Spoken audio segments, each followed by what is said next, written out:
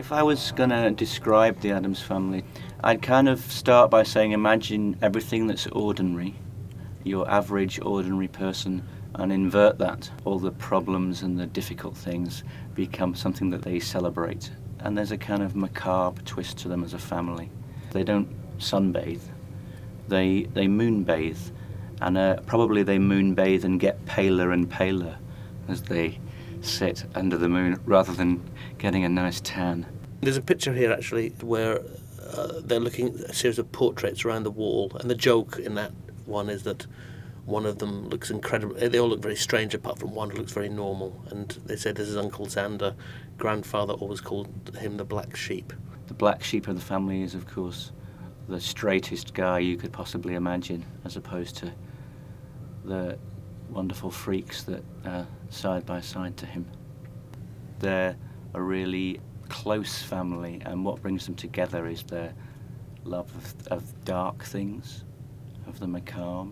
For instance, they live in not a beautifully decorated, done-up house, but the opposite of that.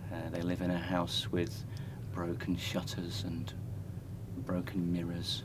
It's sparsely decorated, and they look very at home in that. They look very content to be in the place that we would walk into for the first time and go, this place needs doing up.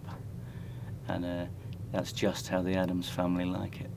In our production there is very much this idea of the house being a thing which is alive. The house gets its own cartoons very often, so it'll just be the house and then beware of the thing. I think we really latched onto this idea of shutters that you see in a lot of the drawings.